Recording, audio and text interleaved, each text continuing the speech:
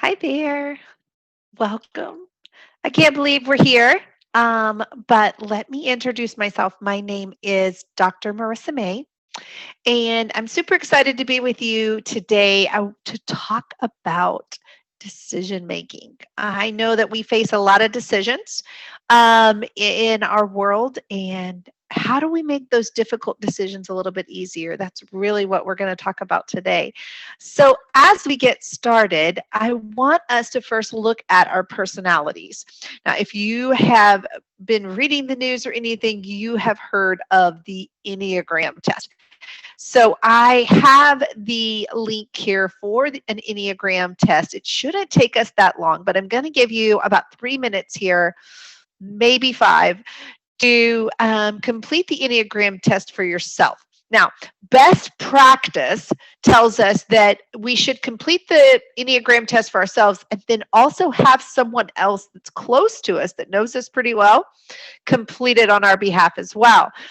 Sometimes we may have a disconnect between our perception, what we think people see, and what we think we believe, and we think we do. And people that are close to us can give us some insight on, does that really happen? So let me give you just a moment to click on that link there below and take the Enneagram test, and let's talk about how it affects how you make decisions. For those of you who are watching my recording, I am going to pause the recording at this point. So you may need to pause the video so that you can complete the Enneagram test for yourself and then press play again once you have your results. All right, how'd you do? Well, remember, there's no really right or wrong answer in these tests. It's just adding another layer of self-awareness. How do you view things? How do you then connect with other people? And so I think it's worth it taking a look at some of the different personalities that we find. And really the whole idea, keep in mind, these personality types then play into how we make decisions. Now, I'm going to be completely transparent. I'm a classic number 3. I am an achiever, performer. I like to check all the boxes.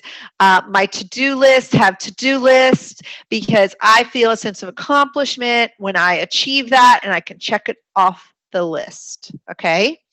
Now, my spouse is a number 6. Yeah, he is not an achiever. Man, we would probably do harm to each other if we were both the number 6.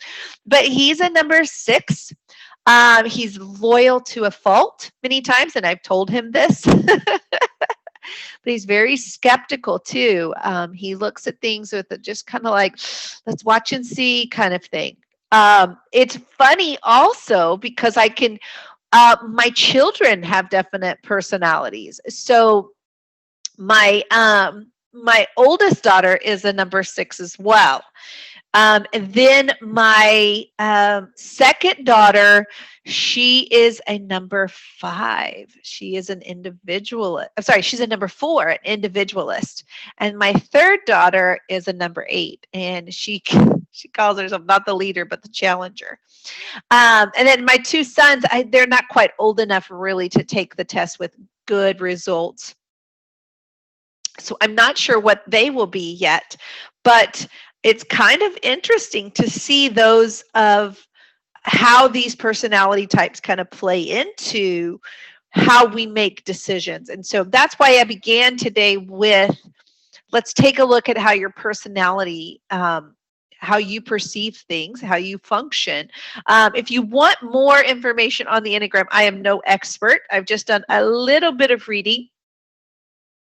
But there are a ton of resources out there.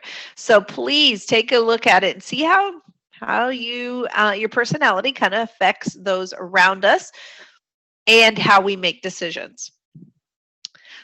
So in the course of our session today, you'll notice that I'm going to do what I call business spotlights. Now, these business spotlights are just an opportunity for us to see how leaders in business make decisions. So our first one I want to look at is Henry Ford. And when Ford began his Ford Motor Company in 1905, he thought there was a big disconnect because his workers were not paid enough to actually purchase the product that they created. And he felt like there was a big problem with that. He thought his workers should make enough to be able to purchase the product that he created. So the company spent an additional $10 million every year to improve the productivity and the lives of their workers. Now that's a lot of money now, but it's even more so in 1905. And the local newspaper, the New York Evening Post, declared this a magnificent act of generosity that Ford displayed towards his workers. So in light of this, let's take a look at our first journal prompt. Now, through the course of our session today, you're going to have the opportunity to do a little bit of journaling. No one's going to see the journal except you. But I've found that as we journal, we can put down some ideas that then causes us to think about them a little bit, maybe stew over them for the next few days. And so our first prompt is asking us, okay, what difficult decisions do we face? Do we face personally? And then what difficult decisions do we face professionally? Now, I'm going to give you about 3 minutes here to jot down some ideas for your journal. Now, remember, no one's going to see this but you. So feel free to really share on your paper what it is, the decisions you must make on a routine basis. Okay, for my friends that are watching the recording, I am going to pause the recording for this section just so you don't have dead air time. And we'll come back together once you have a chance to complete your journaling. All right, I hope you enjoyed your journaling time. Man, I made it a practice of journaling just a little bit every day. And sometimes that journaling is doodling, and sometimes that journaling is words, and sometimes it's prayers, and sometimes it's just ideas. But I'm hoping through our session you're seeing the value of the journaling because it really can get some ideas flowing for us. I don't know about you. I put down some of the difficult decisions I face personally are regarded to my career. You know, what steps will I take in my career if I want to, let's say, climb the corporate ladder? Or what more training and education will I need in order to better do my job? And I know those are about my career, but I also have to think about, okay, what's the best schooling option for my child? Right? Does my kid do better online or does my kid do better on face-to-face? What kinds of activities will my kids be involved in? Those are decisions, and some of them can be very difficult that I face personally that I have to make a decision about. And then I shared the professional ones about, you know, what kind of steps do I need to take in my career so that I can move into the place that I want, the position that I want. Do I need more training? Do I need more education? A few years back, I made the decision that I was going to go back to school. I had actually been out of school for about 10 years. I had taken my master. I took it back. It was 12 years. I had done my master's just as soon as I came out of my undergrad. I did my master's, and then I took 12 years and had children, basically, had my children. And then I got the feeling that I wanted to go back to school. I wanted to get more learning because I felt like it made me a better teacher. And that was a difficult decision. I had to really, not only the just going back to school decision, but then I had to think about, okay, where did I want to go to school? What kind of program did I want to be involved in? Well, a lot of decisions then that flowed out of that initial decision of deciding to go back to school. So we're going to talk a little bit about how to make the hard decisions easier. Because let's face it, we all make difficult decisions, and it affects not only us, but it affects the people around us. And so how do we make those a little easier? I think there's 5 good steps to making a good decision. And the first step, I think, is to set a deadline. In a world of procrastinators who can put it off and put it off, and I'll make a decision next week, and I'll make a decision in a month, give yourself a deadline. You can see the quote there by Dave Ramsey: combat the put off syndrome by giving yourself a deadline, placing it on your calendar. Put it on your calendar. Hey, I'm going to make a decision about the kids' school by this day. And stick to it. Just setting that deadline is going to help you feel the urgency of making the decision. And you're going to put in the time and effort to make it a good decision. Tip number 2, take your time. Well, this one kind of seems like it goes against number 1, but it's not really. You want to take your time and not make a rash decision. That's why you want to set a deadline that's giving you enough time to make a quality decision. The quote here by Jim Rohn: you cannot make progress without making decisions, right?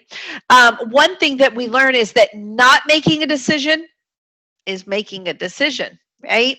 Just putting it off and ignoring it and hoping it goes away is really not making a decision. I mean, is really making a decision to stay as it is. Tip number 3, gather all your options. This is where you want to put in that time and effort to research. Look at what is possible. So I gave an example about kids schooling because it's kind of a hot topic right now. And there's a ton of schooling options out there. There's your traditional go to school, brick and mortar public school. There's now online public school.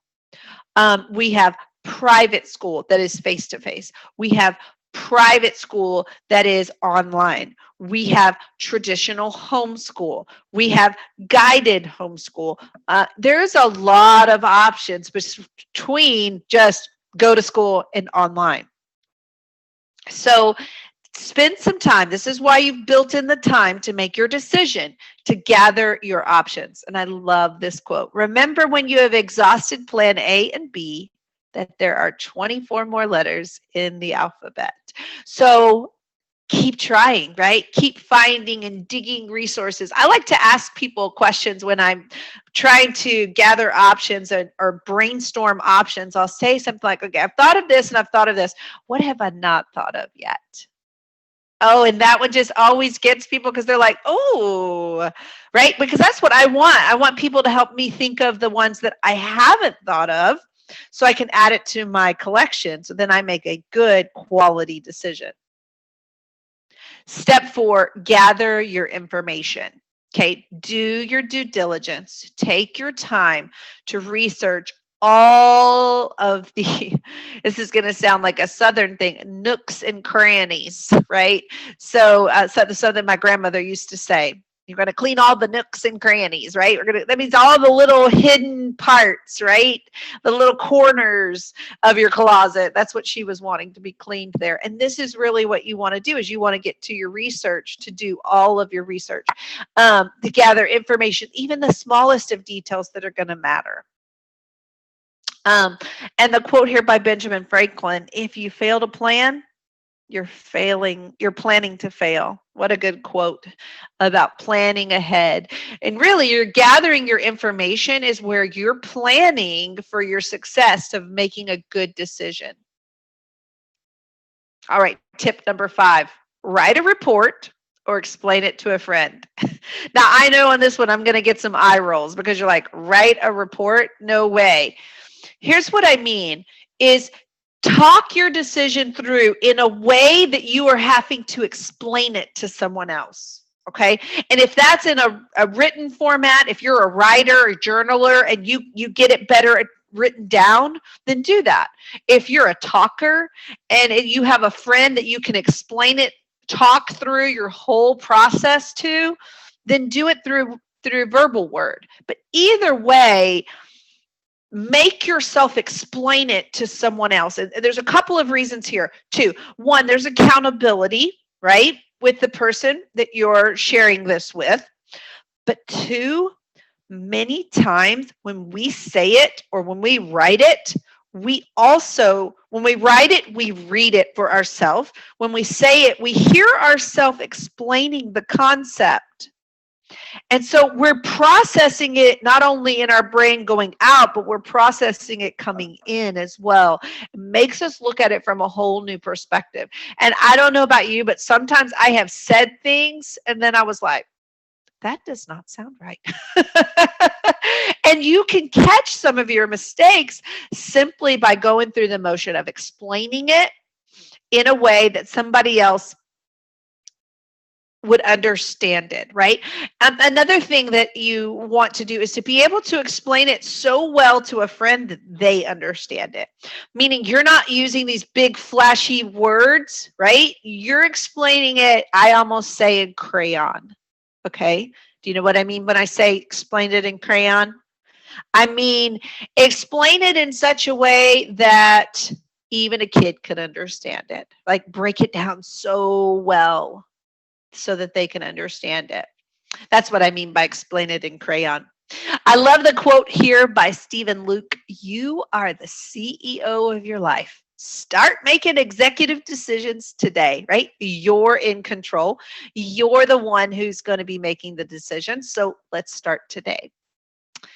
So those are my 5 tips for good decision making. And so our next journal prompt is, what one tip can you implement today to make better decisions? Just one thing. What could you do to help you make better decisions today? We're not asking that you implement all 5 of them, but one of them. Which one could you do today? And again, I'm going to pause my recording for those of you who are watching the recording so that everyone has a chance to journal through this, and then we'll come back together to take a look at it. Okay, how did your second journaling prompt go? Are you getting in the routine of doing that journaling and seeing how it kind of benefits everything that we're going through, that we're talking about? I think there's some really good nuggets here, but I want to address something that I see quite often, and that is many times people are afraid to make a decision. Are you in that category? Would you raise your hand like, that's me? I'm afraid to make a decision because I'm afraid of what people will think about it. I'm afraid of making the wrong decision. I'm afraid that if I make a decision about my kids' school, my kids are going to be, they could end up being miserable, and all of those things. I think there is a real sense of being afraid that a lot of people experience with regard to making decisions. And so I wanted to share with you just a snippet of a book that I've read. It's called Didn't See That Coming by Rachel Hollis. And in the book, she talks about how people process through difficult situations being blindsided by trauma almost in different ways. And I want to, but she actually talks a little bit about having the courage to make a decision in it. And I want to share a little bit about it. She said, I'm afraid of many things, not all of them real. Even I want you to remember all of the things that I talked about before, because we're going to talk about courage. And the thing you need to really understand about it is that having courage isn't the same as being fearless. There are so many great things that great people in history have said about courage and fear, but the one that resonates most with me is from Franklin Delano Roosevelt. He said, courage is not the absence of fear, but rather the assessment that something else is more important than fear. Take that in. Think about that. In the case of all those tiny little things I tend to be so afraid of, I never seek out anything to override the fear because they're inconsequential. I don't go through life worried that the aliens and signs are going to take me out. Not anymore, anyway. So I don't need to do a ton of work to overcome that particular concern. Bigfoot is just folklore. Deep down, I know this, so I still go into the woods from time to time. Most snakes aren't poisonous, even if they are disgusting. See what I mean? But there are plenty of times when our fear can be crippling, and it's usually a result of the reminder of the pain we've experienced before. We fear loving again because of the potential to be hurt again. We fear putting ourselves out there because last time we were rejected. When we go through something difficult or need to make a decision, it takes courage to move forward in any way. Meaning, in order to move forward, you must decide that there is something greater at stake than the way you're feeling or your fear of feeling pain again. Did you get that? You must decide that there's something greater at stake than your fear. So I encourage you with that we do not want to avoid mistakes. We do not want to avoid decisions. We need to make the decisions. So we want to make sure we make a good decision and then stick by it. Now, here's the deal, though. I'm going to tell you, I've made many decisions that I've gone through all of these processes. I've taken my time. I've made a decision. And it was the decision for the moment. It was the decision for that season of my life. I didn't necessarily make that same decision later on. And some of you know what I mean by that. For this season in my life, it was a good decision. For another season in my life, it probably wouldn't have been a good decision. So Didn't See That Coming by Rachel Hollis, a pretty good book that I share with you because it really has helped me kind of just embrace the opportunity that instead of like pushing my fear down, just saying, you know what, I'm going to be afraid, but I'm going to go ahead and make a decision afraid. So let's go ahead and look at another business spotlight. In January of 1914, Henry Ford and his vice president, James Cousin, stunned the world when they revealed that Ford Motor Company would double its workers' wage to giving them $5 a day. Now, you may look at it and go, $5 a day isn't that much, but think about it this way. Think about what you currently make at your job. What if they doubled your pay in one day? It's the same thing these workers experience. And of course, this decision was not made on a whim. They did their research. They looked at their company, how they could do that, and they made the decision. I would say that's a pretty big decision, a difficult one, but it is one that benefited so many people. So we see that they were able to make that kind of decision. So should you track your progress once you've made a decision? Well, there's a couple of things to consider about tracking your progress. If you track your progress, you won't waste time. So when you track progress, you'll have an urgency of, oh, I've got to be making progress on that because I'm going to be tracking my progress. I'll give you a for instance. So if you've seen my previous talks, you've seen I'm a huge to-do list person. This is kind of my notebook I go back and forth with. I track my progress for my books that I'm reading. In a given year, I track those. And you know what? That reminds me every morning when I get up, hey, be sure and do some reading today. I track other things. I was going to show you one of them. Here they are. So I track some of my items that I'm creating, videos that I want to make, products that I'm selling for educational opportunities and things like that. Just by tracking it makes me show up and go, oh, I do want to put forth that time and effort. It is something that I don't waste my time doing other things because I know that's something that's very important to me because I'm tracking it. Secondly, I track my progress because it's a motivator, right? I don't know about you, but maybe this year you decided to run. It's something that I've decided. I ran, in my past, I had run some 5Ks and things, 10Ks and stuff like that. And I decided this year that I wanted to get back into running, okay?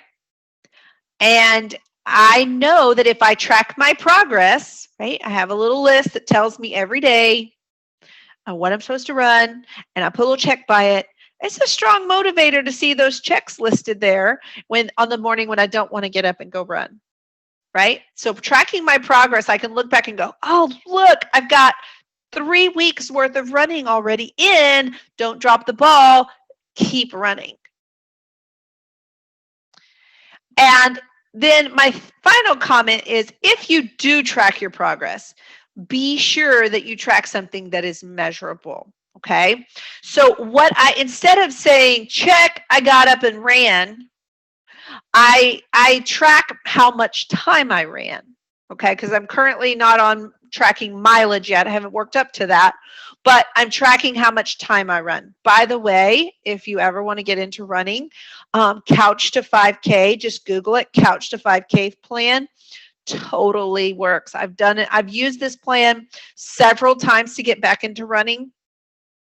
And it's great. You literally start at run 1 minute, walk 1 minute. And then you gradually, obviously, increase your running time and decrease your walking time. Works for me.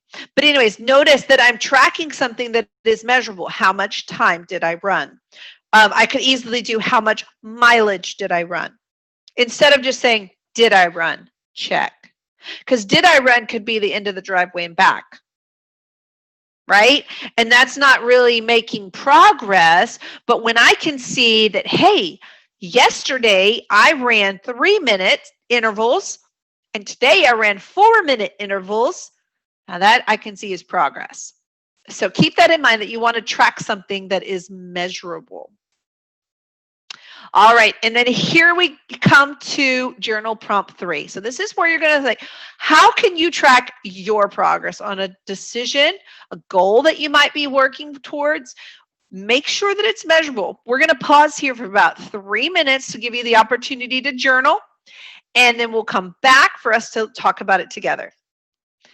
So how'd you do with this one? This is one of my favorites to talk about because there's so many opportunities here.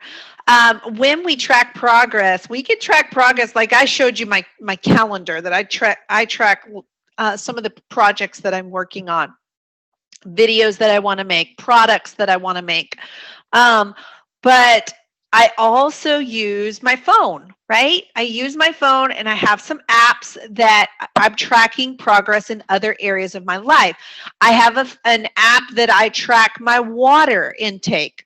How much water am I drinking on a daily basis, because I want to get a little bit healthier. So I am making a conscious effort to drink more water, and I track it on an app because it's pretty easy. I have my phone with me quite often. So there's a lot of, if you're old school, pencil and paper, you saw mine, I do the same thing. But I also have some things that I try to use a little technology with. There's an app for everything, isn't there? So I'm sure whatever you are working on, maybe you've decided that you are going to, work with your kids on their flashcards 3 times a week, right? There's an app that will track that. And so kind of consider, what's the best way to track it for you, because remember, it's going to motivate you. You're not going to waste time. It's going to get you closer and closer to reaching that goal. And one of our business spotlights here, when Ford's $5 day, when he and his vice president decided to double everyone's wages, their turnover rate at the Ford Motor Company fell to only 16% within 1 year, meaning people didn't leave their company, right? Because it kind of makes sense. We just doubled your pay, and so now you don't want to leave, right? It created loyalty between the business and the employee. So what do you do after you make a decision? Well, I think you need to take some time to reflect. Was it a good decision? I'll be honest, I've made decisions, and I did all the research that was involved. I did all the planning. I took my time. I made the decision. Then afterwards, I began to see that, it was not a good decision. But I had to reflect on it. I had to pause, take a moment, reflect on it. And then I had to adjust, right? I had to make a definite turn in my particular decision. But You can adjust even small things to make it more of a good decision moving forward.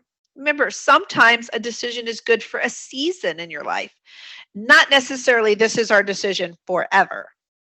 So something to think about that. Don't underestimate the necessary time to reflect and that you might need to make an adjustment. Our final business spotlight then, when many of the critics thought Ford's $5 day, by doubling the wages, they thought it would increase the price of the product. But the price of the car was $350 10 years after the pay raise. It's no small detail that in the course of improving his employees' standard of living, Ford also created a new pool of customers. So by taking care of his employees, he also created customers who could buy his product and be able to afford it. So something how we can see how our decision, we think we make it for one person's benefit or one group of people's benefit, but it actually comes around and it affects others and then comes back to affect us as well. Remember, a decision we make rarely only affects us, almost never. Well, thank you so much for your time today. We've talked a lot about making good decisions. And I hope this has helped you. I hope you kind of have a plan to help you moving forward so that you can make some quality decisions in your business or in your personal life. If you want some more resources, feel free to reach out to me on one of my social media platforms there. I'd love the opportunity to connect with you and to discuss this a little bit further. Well, thanks so much for watching, and bye-bye for now.